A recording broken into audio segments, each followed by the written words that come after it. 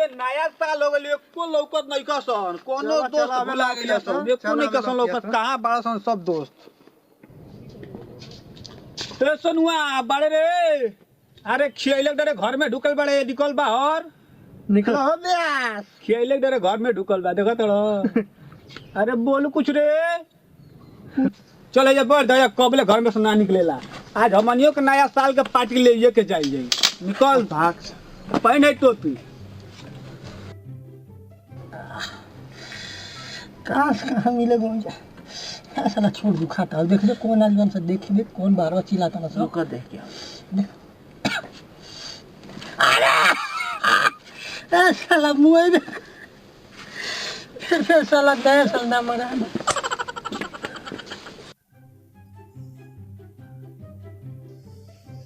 ये सुन भैया अनिलवा रखे सवाल बड़ा सो अरे साला मुंह ना नु देबो अरे बाप रे देखो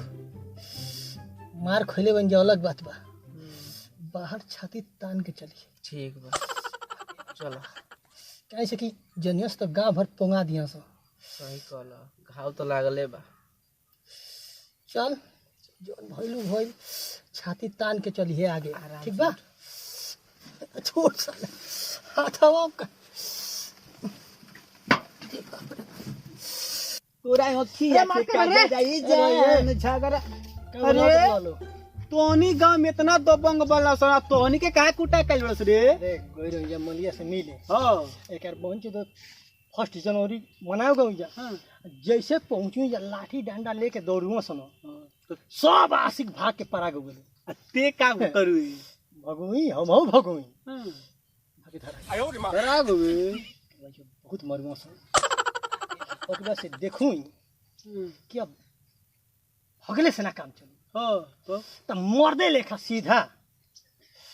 गोड़े पे गिर गया आयो रे मां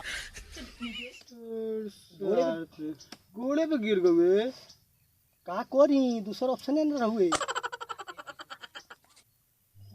नाक तक कटा देलसन तो सन घाव त लागला पहले आराम करसन उठ उठ पहले लोग बैठे दे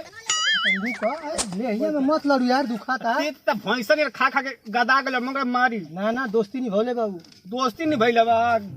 भैंसा साहब भाई बोल अपनी गांव के बियाह समय इंगरा के पिटवा देले हो अरे मदे कर दोस्त मारी का जुतवा से हो ते का बैठ देले रे थोड़ा ज्यादा चल बात मत करते हमरा से ऐसा नहीं सन दे लेकर के चुपचाप पिटा के चल गेल बड़ा अरे बाबू चुपचाप पीटा के शेरों के एरिया विलेज एरोनी का हुआ समझ बता चाहिए चुप चुप ये बात मत कर साला तोरी चक्कर में ही हमारा आ भाई जो अपने में कट के मर जा बता ना हमने के चुपचाप पीटा हुई जा जब पिटात रही जा तो 10 गांव के लोग सुनते रहुए इतना जोर जोर से चिल्लात रही जा 10 गांव के लोग वीडियो बनवले बा कल बिग न्यूज गंगा पर आई आ देखियो लोग बुझ जाए कि कोनो कुकुर टोला के लइका पिटाइल बा ये टाइप के चिल्लाइल बन जा हमने के चुपचाप थोड़ा ना मार खाई जा भो भो कर दो बस कुकुर टोला का हुआ सन ना ना ना भावा रे दर्द तो बड़ा होत है मर्द को कभी 10 अरे दादा आज के फुटम एक ही चक्कर में घाव दुखा मतलब काहे के बार-बार ओके टच करत रहे एगो तो घाव लागल बा के पारे पर जान के ना कोनिया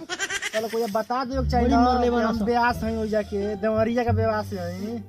ब्यास चिहता सो मारे लगूंगा सो तो भाई पूरा हड्डी टूट गई बा अरे दादा बढ़िया टूट गई का कबो नया साल मनाए ना जाए उल्हा के बोले अरे मर्दे तू नहीं घरबा मर यहाँ से वही डरे हमें लुकाई रहनी है जा घर चौपा दे चौपा तो देव करे चलो सन गांव के लइका हो सन बताओ हमने क्या है नया साल का मुर्गा का पार्टी ले हो के धरवा दो होके लेके आओ होके ते लेके आओ चलो हो गया कोनो काम होके लेके आओ देखिए भारी दे बा खइलो पाड़ा